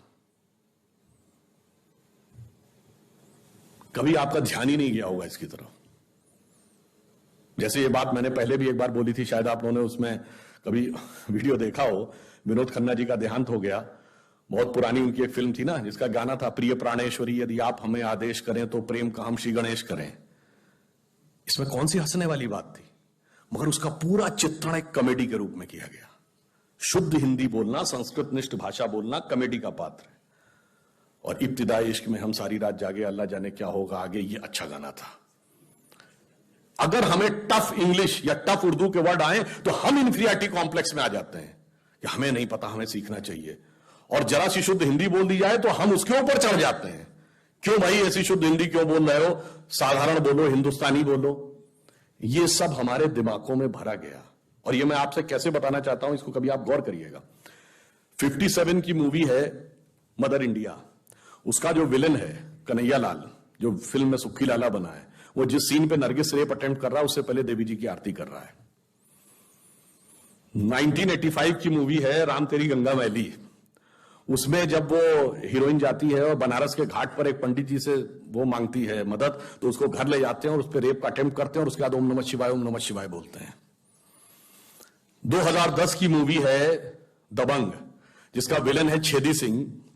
वो जब चुलबुल पांडे को मारने का हुक्म देता है तो उससे पहले हनुमान जी की मूर्ति के सामने दंड बैठक कर रहा है। कभी आपने सोचा कि एजेंडा क्या था और कैसे हमारे सबकॉन्शियस माइंड में भरा जा रहा है, और कैसे हमारे ऊपर इंपोज कर दिया जाता है। और भाषा से अंतर क्या पड़ता है। जैसे आप सब ने यह बात सुनी होगी, everything is fair in love and war, सुना है ना। और इसका जब अनुवाद करते हैं तो जंग और इश्क में सब कुछ जायज है। एक इंग्लिश है, एक उर्दू है, पर किसी संस्कृत, हिंदी या भारतीय भाषा में आपने सुना है कि युद्ध और प्रेम में सब कुछ उचित है? कभी नहीं सुना होगा, क्योंकि हमारी संस्कृति में उचित नहीं है। युद्ध का एक धर्म है और प्रेम का एक समर्पण है। अगर आप ये कह देंगे जो कहते थे everything is fair and love and वार, तो वहां आतंकवाद भी होने लगा, क्योंकि फिर वो भी जायज है। और जो कहते हैं कि लव में सब कुछ जायज है, तो फिर एसिड भी फेंका जाने लगा। इसलिए जब आप भाषा छोड़ते हैं तो आप वो संस्कृति छोड़ते हैं, और वो आपके मानस पर कैसा प्रभाव डालती है आपको पता ही नहीं लगता। इसीलिए मैं कहता हूं, फिल्मों में पहले उर्दू मिक्स हिंदी बोलता था कोई नायक, अब जो है इंग्लिश मिक्स हिंदी बोलने लगा। वो हमारे दिमागों पर क्या असर डालती है ये हमें समझ में नहीं आता है। इसलिए मैं कहता हूं कि चाहे विचार हो, भाषा हो, किसी भी प्रकार की चीज हो, जब आप उसको समझने का प्रयास करते हैं कि वो आपके दिमाग पर क्या असर डाल रही है, तब आपको समझ में आता है कि वो मेरे अवचेतन मस्तिष्क में कहां कितनी गहराई तक ले जा रही है। अब दूसरी बात ये देख लीजिए, किसी भी मतलब हर भाषा की वर्तनी में एक वैज्ञानिकता भी होती है। जैसे संस्कृत भाषा है, जैसे मैं पहले भी ये बात कहा था कि आप अंग्रेजी बोलते हुए किसी व्यक्ति को सुनिए, आंख बंद कर लीजिए, उसके बाद आप बता देंगे कि ये पंजाबी बोल रहा है, ये बिहारी बोल रहा है और ये तमिल बोल रहा है, क्योंकि भाषा के उच्चारण में इतना अंतर आ जाता है। पर संस्कृत का श्लोक आप नहीं बता पाएंगे कि तिरुपति बालाजी में बोला जा रहा है कि वैष्णो देवी में बोला जा रहा है, क्योंकि उसकी वर्तनी इतनी शुद्ध है। और लैंग्वेज ऐसी कि कर्नाटक के एक कवि हुए वेंकटाध्वरी, जिन्होंने एक बहुत छोटा सा लघु काव्य लिखा जिसका नाम है राघव यादवीयम। लेफ्ट टू राइट पढ़िएगा तो राम की कथा है, और राइट टू लेफ्ट पढ़िएगा तो कृष्ण की कथा है। और इसीलिए जो मैंने कहा ना, कार्ल सेगन ने, फिर आ रहा हूं, जो वॉयजर में लिख के भेजा है, जो भाषा, उसमें संस्कृत को भी क्यों प्रयोग किया है, जानते समस्या क्या है? बाकी लैंग्वेजेस की जो व्याकरण है वो शब्द आधारित है। Ram goes to house is a correct sentence, house goes to Ram is a wrong sentence. पर संस्कृत का व्याकरण शब्द आधारित है। रामा गच्छति गृहे, गृहे गच्छति रामा, गच्छति रामा गृहे एक है। इसलिए समस्या क्या है कि कोई परग्रही सभ्यता को आप 3 वर्ड्स का चित्र तो बना देंगे, पर यह कैसे गारंटी है कि वो इधर से इधर पढ़ेगी या इधर से इधर पढ़ेगी? आप एरो भी बना देंगे तो वो एरो को समझेगी या नहीं, इसकी क्या गारंटी है? इसलिए वह भाषा होनी चाहिए जिसमें किसी भी प्रकार का बाइनरी कॉम्बिनेशन बनाए वो एक समान आए। और फिर मैं ज्यादा विस्तार में न जाते हुए यह कहना चाहूंगा कि ये सारी बातें विदेश में सीखी जा रही हैं और हमें भड़काया जा रहा है कि तुम अपने धर्म ग्रंथ मत पढ़ो, ये सब बैकवर्डनेस है, इसके अंदर सिर्फ झूठ, पाखंड, भेदभाव के अलावा कुछ नहीं है। और विदेश में क्या हो रहा है, कोलंबिया यूनिवर्सिटी में जाइए तो प्लास्टिक सर्जरी का जनक सुश्रुत को बाकायदा एस्टेब्लिश किया गया, जाके वेबसाइट पे चेक कर लीजिएगा। और उसका सूत्रपात कहां से है? महाराष्ट्र की धरती से। सन 1794 में लंदन से एक मैगजीन निकलती है जिसका नाम है द जेंटलमैन। उसमें दो डॉक्टर हैं, टॉमस क्रूजो और जेम्स पिंडले। उन्होंने ये लिखा, एक पेपर पब्लिश किया कि सन 1793 में पुणे में उन्होंने देखा कि एक व्यक्ति जो टीपू सुल्तान की फौज में काम करता था, उसकी नाक काट दी गई थी और उसके मस्तक की खाल निकालकर नाक के ऊपर सेट करके नाक को दोबारा पुराने जैसा कर दिया गया। और करने वाले महत्वपूर्ण बात क्या है? कुम्हार जाति के लोग हैं, जिनको आज ओबीसी कहा जाता है। यह किसमें लिखा हुआ है? ये लंदन की द जेंटलमैन मैगजीन में 2 अंग्रेज लिख रहे हैं, इसमें कोई भारतीय नहीं और संघी भाजपाई तो कोई नहीं है। और इसके आधार पर मेलबर्न यूनिवर्सिटी और कोलंबिया यूनिवर्सिटी दोनों ने सुश्रुत को इसका जनक माना है, और जिसमें 1100 से अधिक डिजीजेस का वर्णन है, 180 चैप्टर्स हैं, बहुत सारी चीजें हैं, सारा डिटेल है। मगर हमारे यहां कहा जाता है कि नहीं, उसमें सिर्फ धूर्तता, पाखंडता और कुछ नहीं है। ये जो समझाने का प्रयास किया जाता है, इसलिए ये इसलिए समझने की जरूरत है कि भाषा के अंदर कितना ज्ञान और कितनी गहनता है। अब आप एक छोटी सी बात समझिए, भाषा के अंदर जो साहित्यिक प्रभाव है, कहते हैं ना Kalidas was a Shakespeare of India. अरे भाई, कोई तुलना है? शेक्सपियर इतने 100 साल के बाद हुआ, कालिदास से क्या तुलना? और तुलसीदास ने 1,40,000 से अधिक शब्दों का प्रयोग किया है, और जहां तक मैंने पढ़ा था शेक्सपियर ने शायद 18-19,000 शब्दों का प्रयोग किया है। तुलसीदास से तुलना नहीं शेक्सपियर की, कालिदास से क्या तुलना करने लगे? जिस जिस प्रकार की सुंदर उपमाएं हैं, जिस जिस प्रकार की, मतलब आपको शायद ये पता हो कि Sanskrit is the mother of all languages, ये किसने कहा था? किसी इंडियन ने नहीं कहा था। विलियम जोन्स, जो कि कलकत्ता हाईकोर्ट के जज थे, जिन्होंने Royal Asiatic Society of Bengal बनाई, उन्होंने कहा। उन्होंने सबसे पहला कौन सा ग्रंथ ट्रांसलेट किया और क्यों वो आकर्षित हुए? कालिदास का अभिज्ञान शाकुंतलम का मंचन हो रहा था, उसमें जो शकुंतला की विदाई का दृश्य दिखाया जा रहा था, वो देख के कुछ वहां पे कोई लोग थे जिनको टूटी फूटी अंग्रेजी आती थी, उन्होंने बताया तो उपमाएं सुनकर इतने प्रभावित हुए विलियम जोन्स, उनको लगा ये मुझे रियल में पढ़ना चाहिए, ओरिजिनल भाषा में। तब उन्होंने बड़ा जुगाड़ करके संस्कृत सीखी, कि उनको कोई संस्कृत सिखाने को तैयार नहीं था। उसने कहा कि भाई हम म्लेच्छ हैं, इनको थोड़ी सिखाएंगे संस्कृत। पर उन्होंने सीखी और फिर अभिज्ञान शाकुंतलम और विद्याधर का हितोपदेश, जिसको यूरोप में फेबल्स ऑफ द बीदा पाई कहते हैं, क्योंकि विद्याधर वो बोल नहीं पाते थे, वही व्याकरण वर्तनी का अंतर आ जाता था। तो उसको उन्होंने ट्रांसलेट किया, और जब उसने ओरिजिनल पढ़ी तो विलियम जोन्स ने लिखा है कि उसको पढ़ने के बाद, खासकर अभिज्ञान शाकुंतलम के चतुर्थ सर्ग में शकुंतला के विदाई के दृश्य में जो उपमाएं दी गई, मैं परप्लेक्स्ड हो गया कि ह्यूमन माइंड का इमेजिनेशन इतना ऊपर हो सकता है। मगर वो हमारे यहां कभी उस चीज से एकदम काट दिया गया।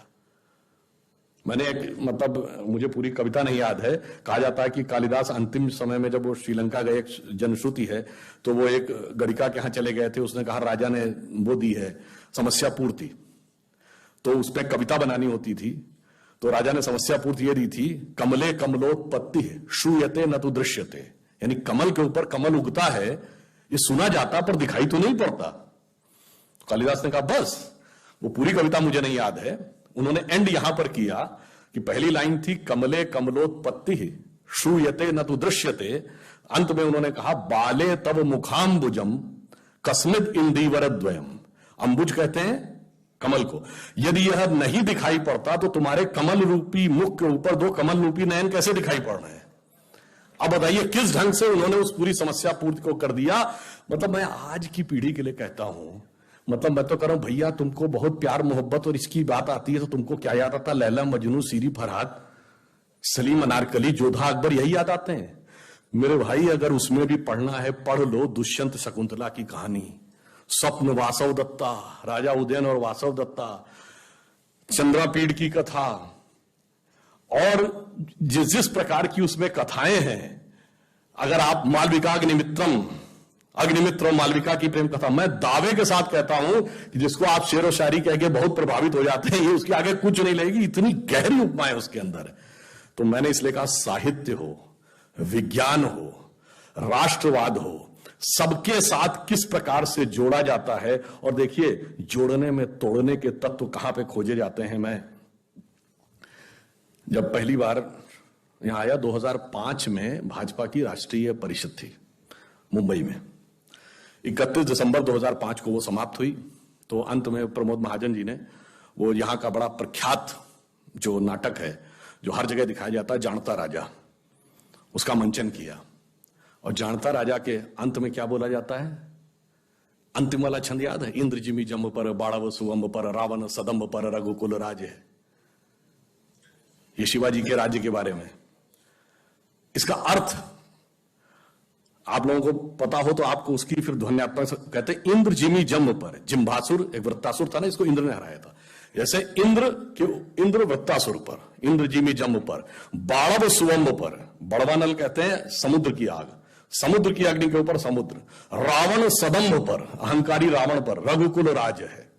और पवन वारिवाह पर, यानी पानी के करंट के ऊपर जैसे हवा दौड़ती है, पवन वारिवाह पर, शंभु रतिनाह पर, शंभु मतलब शंकर जी, रति के स्वामी यानी कामदेव को, जिनको भस्म, शंभु रतिनाह पर, जो सहस्र बाहु पर, राम द्विजराज, सहस्र बाहु को परशुराम ने उसकी 1000 भुजाएं काटी थी, द्विजराम यानी ब्राह्मण राम, जो सहस्र बाहु पर राम द्विजराज है। और दावा द्रुम दंड पर, दावानल कहते हैं जंगल की अग्नि को, और जंगल की अग्नि सबसे प्रखर तब होती है जब वो बांस के जंगलों में लगती है। द्रुम दंड को कड़कड़ करती हुई पूरी अग्नि फैलती चली जाती है। दावा द्रुम दंड पर, भूषण बितुंड पर जैसे मृगराज है, जैसे हिरणों के झुंड के ऊपर सिंह है। और कान जिमी कंस पर, ये तो समझ में आ ही रहा होगा, तेज तम अंश पर, और त्यो मिलेच्छ वंश पर शेर शिवराज है। ये लिखा गया है अवधि में सुनाया जाता है मराठी के नाटक में और प्रेरणा देता है राष्ट्रवाद की, ये जोड़ने के तत्व थे, मगर इसके बाद उसमें तोड़ने के तत्व कैसे निकाले जा सकते हैं। आज सारा का सारा अभियान षड्यंत्र इसी पे चल रहा है। अगर आपको ध्यान हो, शिवाजी की जब सेना चलती थी तो उसके लिए जो बोला जाता है उसी नाटक में वो क्या है, साजी चतुरंग सैन अंग में उमंग धारे, सारे जा शिवाजी जंग जीतने चलत है। ये तो समझ में आएगा, चतुरंगणी सेना को सजाकर शिवाजी जंग को जीतने के लिए चलते हैं। आगे कहते हैं भूषण भनत नाद बिहद नगारन के, नगाड़ों का नाद इतना वृहद है कि नदी नदमद गैबरन में रलत, ऐसा नदी और नारे लहराना शुरू कर देते हैं। और ऐल फैल खैल बैल खलक में गैल गैल, जब वो फैलती हुई उनकी सेना निचले इलाकों में जाती है तो ऐसा गुबार उठता है कि गजन की पैल ठैल सैल उछलत है। गज मतलब हाथियों की पैर की धमक से ऐसा लगता पर्वत उछलने लगते हैं। और उससे जो धूल निकलती है उससे लगता है सूर्य इस कदर ढक जाता है कि वो तारे जैसा दिखने लगता है। तारा सो तरनी धूरी धरा में परती जी में। और फिर वो कहते हैं ऊपर से जब देखते हैं तो ऐसा लगता है कि उनका एक समुद्र है सेना का। और वो कैसा दिखता है धरती के ऊपर, जैसे थाली पर आप पारे को रख दें तो पारा हिलता डुलता दिखता है, तो ऐसा लगता है उनकी सेना का समुद्र इस धरती रूपी थाली के ऊपर हिलता हुआ चला, थारी पर पारा पारा वारियों हलत है। अब ये तो अर्थ बताया, मगर इसी को जब पूरे धुन में गाया जाता था, जो उसकी रिदम थी, उसको आप सुनिए तो आपको एक अलग अनुभूति होती है। क्या कि साजी चतुरंग सैन अंग में उमंग धार, सारजा शिवाजी जंग जीतने चलत है, भूषण बनत नाद बिहद नगारन के, नदी नद मद गैबरन में रलत है, एल फैल खैल बैल खलक में गैल गैल, गजन की पहले ठैल सैल उछलत है, और तारा सो तरनी धूरी धरा में परती जी में, थारी पर पारा पारा वारियों हलत है। अब बताइए इससे बढ़िया रैप मिलेगा कहीं? इससे ज्यादा टंग ट्विस्टर कोई मिलेगा कहीं? इससे ज्यादा राष्ट्रवाद की प्रेरणा मिलेगी कहीं? इससे ज्यादा उत्साह मिलेगा? उसकी बजाय अंग्रेजी के आतुकांत शब्दों को जोड़कर रैप बनाते हो। मेरे भाई, भाषा की महानता देखो, संस्कृति की विराटता देखो, उसके अंदर मिलती हुई प्रेरणा देखिए, तो सारी की सारी चीजें आपको एक साथ नजर आती हैं। इसलिए मैं अंत में यह कहना चाहता हूं, फिर भी कुछ चीजें बहुत ध्यान रखने की होती हैं। जानते हैं क्या होता है? हमारे सारे धर्म ग्रंथ कुछ प्रेरणा देते हैं। जब माता सीता का हरण करने के लिए रावण आया था तो आसुरी वेश में आया था क्या? साधु का वेश बना के आया था। तो अक्सर आसुरी शक्तियां साधु का आवरण ओढ़ के आती हैं। वो अपने को कहती हैं हम लिबरल हैं, ह्यूमनिस्ट हैं, हम तो ओपननेस की बात करते हैं, फ्रीडम ऑफ स्पीच की बात करते हैं। और इतनी मजेदार बात यह है कि इसमें सबसे ज्यादा जानते कौन सी दो शक्तियां एक हो जाती हैं जो सीए के आंदोलन से आते हैं? देखो, लेफ्ट लिबरल कम्युनिस्ट और कम्युनिस्ट और फंडामेंटलिस्ट मुस्लिम। और मजे की बात यह है कि आप दुनिया में एक कम्युनिस्ट देश बताइए जहां तोप लगा के मस्जिदें न उड़ाई गई, चाहे रशिया हो या चाइना। और एक मुस्लिम देश बता दीजिए जहां कम्युनिस्ट पार्टी प्रतिबंधित ना हो। अच्छा चलिए, एक कम्युनिस्ट देश बताइए जहां फ्रीडम ऑफ स्पीच हो, और एक मुस्लिम देश बताइए जहां फ्रीडम ऑफ स्पीच हो। तो गजब है साहब, पूरी दुनिया में जो एंटीथीसिस है फ्रीडम ऑफ स्पीच और लिबरलिज्म के। और इतना ही नहीं, एक दूसरे से ऐसे दुश्मनी है, मतलब उसको शब्दशः न लिया जाए, मैं प्रतीक में कह रहा हूं, सांप नेवले की लड़ाई है।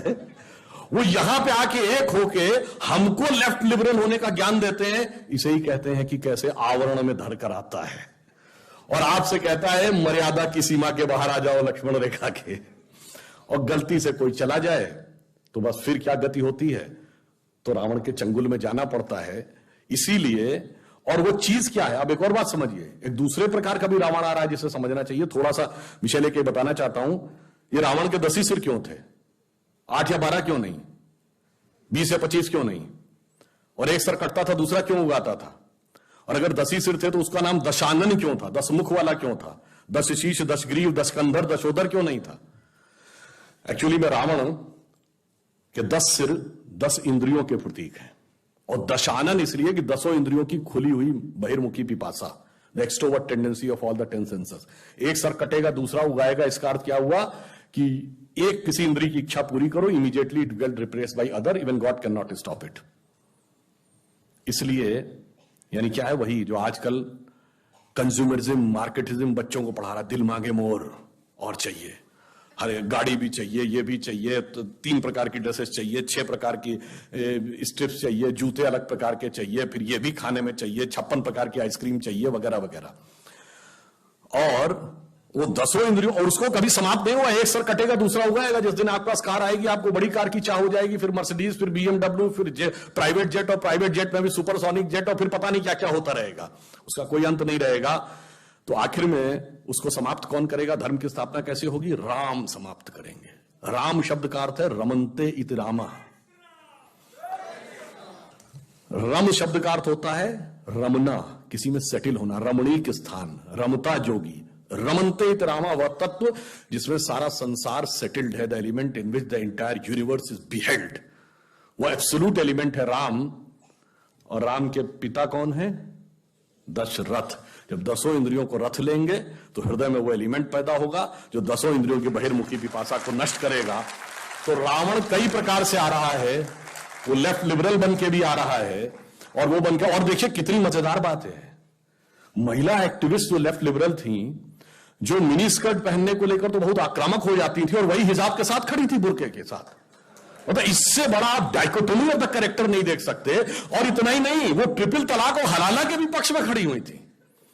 इससे ज्यादा आप मजाक क्या समझ सकते हैं कि इसका मतलब उनका किसी भी प्रकार से कोई लेना देना नहीं था किसी भी चीज से, केवल उनको एक धर्म संस्कृति के बारे में बात वो करनी थी। इसलिए मैं कहता हूं उस रावण को समझिए भली भांति, और उसका प्रतिकार करने के लिए सूक्ष्म दृष्टि देखिए, और अपनी लक्ष्मण की मर्यादा रेखा न लांघिए, क्योंकि रावण आजकल जानते किस रूप में आ रहा है कि वेश वाणी तत्व दर्शन दूसरों का यह सभी ले, विकृति को हम ग्रहण करते निज प्रकृति को आज भूले। हो गए हैं स्वप्न सब साकार कैसे मान ले, हैं संगा गीत था, टल गया सर से व्यथा का भार कैसे मान ले हम। तो समझिए वो उस रूप में आ रहा है। और फिर अंत में कहता हूं, मगर अब जरा गौर से देखिए ये देश जा कहां रहा है। 2 मिनट और लेता हूं। जिसको लोग कहते हैं ना ये तो बड़ा एक्सट्रीम राइट विंग आइडिया है, वो एक्सट्रीम राइट विंग की डेफिनेशन हर 20 साल में बदल जाती है, और वो राइट विंग अब सेंट्रिस्ट आइडिया हो जाता है। उसकी शुरुआत यहीं से हुई थी। 1905 में जब लोकमान्य तिलक ने पूर्ण स्वराज की बात कही थी तो उनको क्या कहा गया था? Right wing fundamentalist. ये क्या बात कर रहे हैं? अरे भाई, वायसराय की एग्जीक्यूटिव काउंसिल में कंसेशंस की बात थी, पूर्ण स्वराज की बात कहां से ले आए? ये तो एक्सट्रीम राइट विंग आइडिया है। लोगों ने कहा ये हो ही नहीं सकता, ये असंभव है। अरे अंग्रेज के राज में सूरज नहीं डूबता है। ये 1905 का दशक था। आपने देखा 20 साल गुजरे, तिलक के मित्र गोखले, गोखले के शिष्य Gandhi, the movement for Swaraj has become a reality. यानी जो राइट विंग आइडिया था वो अब मॉडरेट एंड एक्सेप्टेड आइडिया हो गया। अब वहां राइट विंग कौन थे? कांग्रेस के अंदर का जिसको हिंदू एलिमेंट कहा जाता था, या हिंदूवादी विचारधारा के नेता कहे जाते थे, सरदार पटेल, KM मुंशी, राजेंद्र प्रसाद, सी राजगोपालाचारी, पुरुषोत्तम दास टंडन, मदन मोहन मालवीय। और 20 साल गुजरे, 47 स्वतंत्रता के बाद ये सब सरकार के हिस्से हो गए। अब ये एक्सेप्टेबल हो गया राइट विंग। अब राइट विंग का प्रतीक कौन था?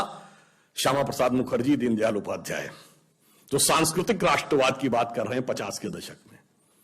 और 20 साल गुजरे। याद करिए 60 के दशक का अंत होते होते पुराने लोगों को याद होगा कि लोहिया जी और दीनदयाल जी के बारे में कहा जाए, दीनदयाल जी ने कहा लोहिया जी राष्ट्रवादी समाजवादी हैं, और लोहिया जी ने कहा दीनदयाल जी समाजवादी राष्ट्रवादी हैं। और हमारी संयुक्त विधायक दल की सरकारें बन गई कई राज्यों में। अब वो extreme right wing idea moderate and accepted हो गया। अब 70 के दशक में राइट विंग का प्रतीक कौन था? अटल बिहारी वाजपेयी, हिंदू तनमन हिंदू जीवन रग रग हिंदू मेरा परिचय। और 20 साल गुजरे, 90 का दशक, अब अटल जी एक्सेप्टेबल थे, अब अडवाणी जी राइट विंग थे। सौगंध राम की खाते हैं, मंदिर वही बनाएंगे कह रहे हैं, बताइए कैसे हो सकता है? और 20 साल गुजरे, 2010 का दशक, अब अडवाणी जी स्वीकार थे, मोदी जी राइट विंग है। मगर आप 125 साल में देखिए वो उत्तरोत्तर the direction of Indian politics is going in right direction. इसलिए आप यह विश्वास रखिए कि नियति ने तय कर रखा है कि अगले 20 साल बाद क्या होने जा रहा है। इसमें कोई संशय मत रखिएगा। जिन्होंने इस देश की सबसे पुरानी पार्टी, जिसपे मैं मजाक में कहना चाहूंगा, जो ग्रैंड ओल्ड पार्टी कहती थी, घर में जो चीजें बहुत पुरानी हो जाते हैं तो कहते हैं भाई ये पुराने हो गए कपड़े, पुराने, फिर कहते हैं बहुत पुराने हो गए, फिर अगली स्टेज होती पुराने धुराने हो गए, फिर होता है कि फटे पुराने हो गए। तो वो उत्तरोत्तर उस स्थिति में जा रहे हैं। और left is left from all over the world accept north Korea and Cuba. China तो नाम का लेफ्टिस्ट है, वो तो कैपिटलिस्ट से भी ज्यादा बड़ा कैपिटलिस्ट है। तो इन दो जगहों के अलावा अभी वो और दो जगहों पे बचे हुए हैं, एक है केरल और एक है Indian intellectual establishment and media. क्योंकि लास्ट में जिसे कहते हैं रस्सी जल गई पर बल नहीं गया, आज एक भी सांसद नहीं है, पर एस्टेब्लिशमेंट पे आज ऐसा कब्जा है कि जो कश्मीर फाइल्स में वो डायलॉग था ना, उसको गंभीरता समझने की बात है। सरकार भले ही उनकी हो, सिस्टम हमारा है। तो वो अभी ऐसी ऐसी जगहों पे हैं कि यूपी में बुलडोजर चला था ना, बुलडोजर से काम नहीं चलेगा, वैक्यूम क्लीनर लाना पड़ेगा, ये देखना पड़ेगा कि कहां कहां पे हैं। तो वो सारी चीजें अपनी जगह समाप्त हो रही हैं। अभी बंगाल में कहा गया भाजपा हार गई। अरे क्या बात आप कर रहे हैं? Just 10 years back in 2011, other than China, the biggest population under left rule was West Bengal. वहां से लेफ्ट साफ, नहीं लाल भी साफ, हरा भी साफ। अब बंगाल में इस बात तो हो रहा है कि हम गहरे भगवे नहीं, हम हल्के भगवे हैं, चंडी पाठ करके दिखा रही ममता। उसके बाद आप कह रहे हैं भाजपा हार गई। साहब इतना बड़ा वैचारिक परिवर्तन आया, और कम्युनिस्टों का कितना बड़ा पतन आया। जो कहते थे धर्म एक अफीम है, वो फुरफुरा शरीफ के गद्दी नची पीरजादा अब्बास सिद्दीकी के सजदे में गठबंधन कर लिया बंगाल में धर्म गुरु के साथ। जो कहते थे धर्म एक अफीम है, जो वंशवाद के खिलाफ थे, केरल के मुख्यमंत्री ने अपने दामाद को टिकट देके मंत्री बना लिया, मोहम्मद रियाज को, पिनारी विजयन ने। तो उनके सारे विचार समाप्त हो गए। अब आश्वस्त रहिए। देखिए प्रकृति की नियति एकदम साफ है। मोदी जी के नेतृत्व में हम जिस दिशा में आगे बढ़ रहे हैं, ये सिर्फ मोदी जी नहीं है, ये मोदी जी नियति के बड़े परिवर्तन का एक माध्यम है। कैसे? 1901 में 1 जनवरी 1901 को इस देश में किसकी सरकार थी? पूरे देश में अंग्रेजों की। 1 जनवरी 1951 को इस देश में किसकी सरकार थी? पूरे देश में कांग्रेस की। 1 जनवरी 2001 को जब 21वीं सदी के पहले सूरज की पहली किरण इस धरती पे गिरी, तो किसकी सरकार थी? केंद्र में अटल जी के नेतृत्व में भारतीय जनता पार्टी की, और अगले दशक में मोदी जी के नेतृत्व में स्पष्ट बहुमत की। मतलब बहुत साफ है कि 19वीं सदी अंग्रेज की थी, 20वीं सदी कांग्रेस की थी, और 21वीं सदी भारतीय जनता पार्टी की। और बिल्कुल आप इसको ऐसे समझिए कि हम वो सारे काम कर रहे हैं कि स्वतंत्रता के बाद, जब तक कहते थे ना उगा सूर्य कैसा कहो मुक्ति का ये उजाला करोड़ों घरों में न पहुंचा, मोदी जी ने आने के बाद सबसे पहले क्या किया? बिगेस्ट फाइनेंशियल इंक्लूजन, 42 करोड़ लोगों को जोड़ा। फिर क्या किया? Biggest food grain distribution, biggest vaccination, biggest health care program. Ujjwala Yojana में चाहे गरीब महिलाओं को गैस देना हो, शौचालय देना हो, घर देना हो, पहले समाज के सबसे कमजोर तबके को सशक्त किया, फिर इस देश को सशक्त किया। डिफेंस प्रोडक्शन में पहली बार यह देश आत्मनिर्भर हो रहा है। और मजे की बात यह कि मैं तो उत्तर प्रदेश से आता हूं, 2 डिफेंस कॉरिडोर हैं तमिलनाडु में और यूपी में। अब ब्रह्मोस मिसाइल, पहली बार intermediate range missile Bharat export करेगा। फिलीपींस पहला देश बना जिसने भारत को ऑर्डर बुक किया है। उसका एक हिस्सा लखनऊ के डिफेंस कॉरिडोर में ही बनेगा। बताइए, यूपी में उससे पहले कट्टे बना करते थे, अब जो है ब्रह्मोस मिसाइल बनेगी। इतना बड़ा परिवर्तन आपको आता हुआ दिखाई पड़ रहा है। ये हमने चाहे जमीन से परिवर्तन हो और चाहे सोच में परिवर्तन हो, कि काशी विश्वनाथ भी उठते हुए दिख रहे हैं, राम मंदिर की पताका भी दिख रही है, और फिर चाहे केदारनाथ में शंकराचार्य जी की मूर्ति हो, या तेलंगाना में रामानुजाचार्य जी की मूर्ति हो, या गुजरात में हनुमान जी की मूर्ति हो। और बदलाव देखिए कितना बड़ा आ रहा है कि मैंने कहा ना कि ममता जी चंडी पाठ कर रही हैं, प्रियंका जी देवी स्तुति कर रही हैं, केजरीवाल हनुमान चालीसा पढ़ रहे हैं, और अखिलेश यादव को तो सपने में भगवान नजर आ रहे हैं। उसके बाद लोग कहते हैं परिवर्तन नहीं दिख रहा है। साहब, बदले बदले मेरे सरकार नजर आते हैं, क्योंकि दिल्ली में बैठे हुए मोदी सरकार नजर आते हैं। इसीलिए मैं कह रहा हूं, यह काल चक्र का परिवर्तन है। कोई आपसे कुछ भी बहस करे, कह दो भाई तुझे काल चक्र के साथ आना हो तो आ जा, नहीं आना हो तो तुम्हारी नियति है, क्योंकि यह तो तय है कि यह भविष्य में होना। मगर बस एक बात ध्यान रखिए, भगवान कृष्ण ने सारा उपदेश दिया था गीता का, उसके बाद भी क्या अर्जुन को कॉन्फिडेंस आ गया था? नहीं आया था ना। उसने महाराज सब कुछ ठीक है, पर कैसे इतने शक्तिशाली लोग कैसे लड़ेंगे? तो फिर भगवान को विराट रूप दिखाना पड़ा था। और उसके बाद उन्होंने कहा देखो, ये तो नियत ने तय कर रखा है कि तुम्हें सिंहासन में बैठना, बाकी सबको भूमि पे पड़ा होना है। तो उन्होंने कहा महाराज जब ये तय है तो फिर आप पलक झपकाइए, मैं सिंहासन बैठा हूंगा और बाकी भूमि पे होंगे, फिर काहे बात का रक्तपात? उन्होंने कहा तय तो है, पर मिलेगा कर्म के सिद्धांत के अनुसार ही। तो उसी प्रकार भगवान ने नियति तो दिखा दी है, बस आपको कर्म करना है। जैसे आपके मोबाइल में कोई गाना टेप है तो बजेगा तो वही जो टेप है, पर एक बार पुश तो करना पड़ेगा ना। तो बस उंगली का सही प्रयोग करते रहेंगे और सबको प्रेरित करते रहेंगे कि उंगली का सही प्रयोग करें तो सब सही दिशा में जाता रहेगा। और ये भी आप बात समझिए, हम सब यदि बुद्धिजीवी हैं तो मां सरस्वती के साधक हैं। उनका आसन क्या है? कमल। और दूसरी आवश्यकता आजकल मां लक्ष्मी की रहती है, उनका आसन क्या है? कमल। तो कमल जितना मजबूती से खिला रहेगा, समझिए उतना ही सरस्वती जी और लक्ष्मी जी दोनों की कृपा रहेगी।